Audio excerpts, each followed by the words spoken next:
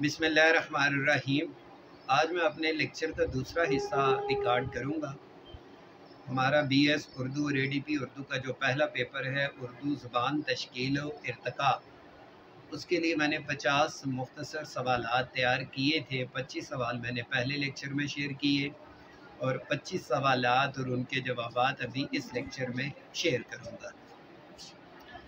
यहाँ जो पहला सवाल है कि अमीर खुसरो की अहम 2 तसानीफ़ के नाम तहरीर करें।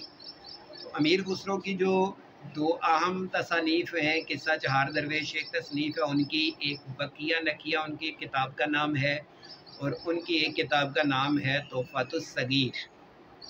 अगला सवाल, जो दूसरा सवाल है यहाँ मेरे पास, उर्दू का मौजूदा रस्मुल ख़त कौन सा है और किसके अहद में राइज किया गया। उर्दू ज़ुबान के लिए जो मौजूदा रस्मुल ख़त है उसका नाम ख़त नस्ख़ है और ये ख़त अब्बासी वज़ीर इब्न शिराज़ी के अहद में जारी किया गया। अगला सवाल, ईरानी ज़ुबानों के ख़ानदान की 4 ज़ुबानों के नाम लिखें। ईरानी ज़ुबानों के जो ख़ानदान है उसमें फ़ारसी, बलोची, पश्तो और पहलवी, ये 4 ज़ुबानें हैं जिनका ताल्लुक़ ईरानी ज़ुबानों के ख़ानदान से है। अगला सवाल है, पिशाचा ज़ुबानें कौन सी हैं। कश्मीरी और चित्राली, इन 2 ज़ुबानों को पिशाचा ज़ुबानें कहा जाता है। अगला सवाल है, मुकदमा तारीख़ ज़बान उर्दू किसकी तख्लीक है और ये कब शाया हुई।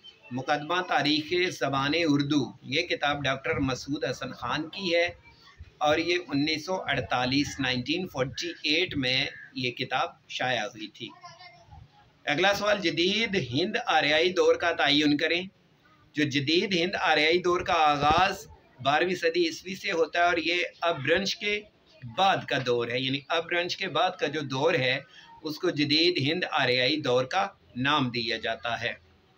अगला सवाल है, संस्कृत ज़ुबान पर नोट लिखें। हिंदुस्तान की कदीम ज़ुबान है संस्कृत, आर्या की ज़ुबान थी, बादशाहों की ज़ुबान थी और इसका जो रस्मुल ख़त है वो देवनागरी ज़ुबान में है, यानी इसका रस्मुल ख़त देवनागरी रस्मुल ख़त है। अगला मुख्तसर सवाल है कि बरेसगीर में मौजूद कदीम कौमें कौन सी हैं।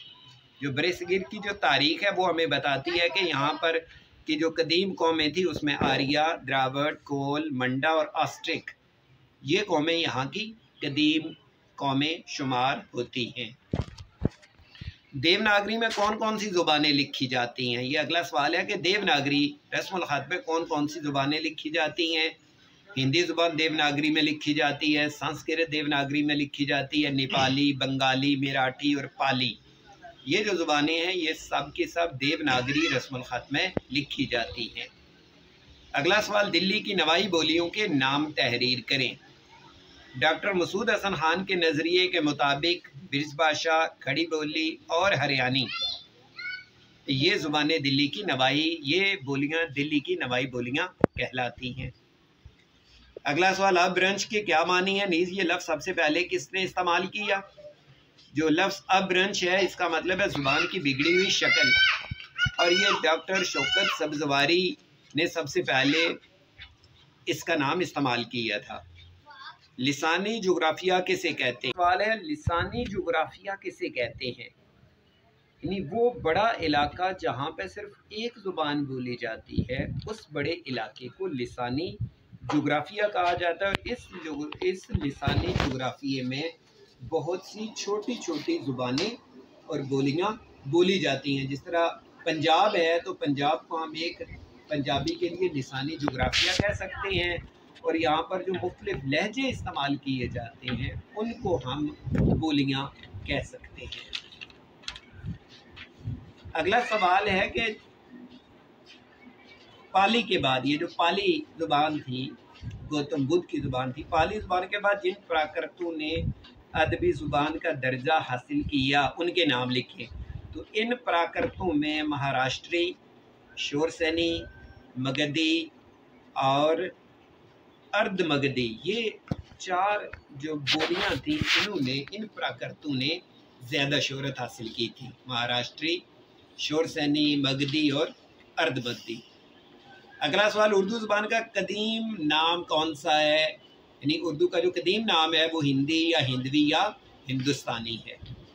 अगला सवाल, दो किताबों के यहाँ पर नाम है, दरिया लताफ़त और महराजुल आशिकीन। ये किन की कुतुब है, इनके मुसन्निफ कौन हैं? जो दरिया लताफ़त है ये इंशाअल्लाह खान इंशा की किताब है, और महराजुल आशिकीन ये बंदा नवाज गैसो दराज की किताब है। उर्दू ज़ुबान को कब कौमी ज़ुबान का दर्जा दिया गया, और ये आइन की किस शिक के तहत इसको आइन में शामिल किया गया? उर्दू ज़ुबान को 1948 में कौमी ज़ुबान का दर्जा दिया गया, और ये आइन की शिक 251 के तहत इसको आइन में शामिल किया गया। अब अगला सवाल है कि बंगाली ज़ुबान को कौमी ज़ुबान का दर्जा ना देने की सबसे बड़ी वजह क्या थी?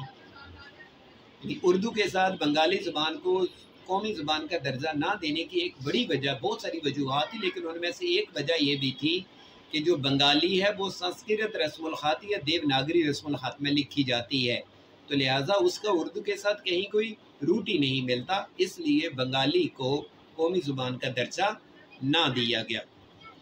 मौलाना मोहम्मद हुसैन आज़ाद ने आबे हयात में किस ज़ुबान को उर्दू का माखज़ करार दिया? मौलाना मोहम्मद हुसैन आज़ाद ने रेख्ता को उर्दू ज़ुबान का माखज़ करार दिया। अगला सवाल, पंजाब में उर्दू किसकी तसनीफ़ और कब शाया हुई? पंजाब में उर्दू हाफिज़ महमूद शहरानी की तसनीफ़ है, और ये 1928 में ये किताब शाया हुई थी। अगला सवाल, रेख्ता के लुग़वी और इस्तिलाही मानी। रेख्ता के लुग़वी मानी हैं गिरी पड़ी चीज़, इजाद व इख्तरा, दे सांचे में डालना, ये सब रेख्ता के लुग़वी या लफ्ज़ी मानी लिए जाते हैं। तो इस्तिलाही तौर पर ये उर्दू का एक नाम था। रेख्ता के तुम्हें उस्ताद नहीं हो गालिब, कहते हैं अगले ज़माने में कोई मीर भी था। और उर्दू से पहले बरसगीर की सरकारी ज़ुबान कौन सी थी? उर्दू से पहले बरसगीर की सरकारी ज़ुबान फ़ारसी थी। रिसाला तहज़ीबुल अखलाक कब जारी हुआ और किसने जारी किया?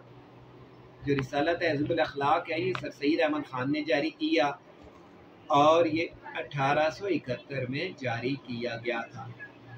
आखिरी सवाल मेरे पास है, डॉक्टर शौकत सब्ज़वारी की दो कुतुब के नाम तहरीर करें। डॉक्टर शौकत सब्ज़वारी की जो दो किताबें हैं, एक किताब का नाम है लिसानी मसाइल, यानी लिसानी ज़ुबान के मसाइल, और उर्दू ज़ुबान का इर्तिक़ा, ये डॉक्टर शौकत सब्ज़वारी की ये दो कुतुब हैं।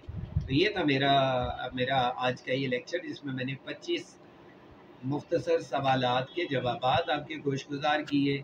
मुझे उम्मीद है कि ये DS उर्दू और ADP उर्दू के तलबा के लिए बहुत मुफीद साबित होंगे।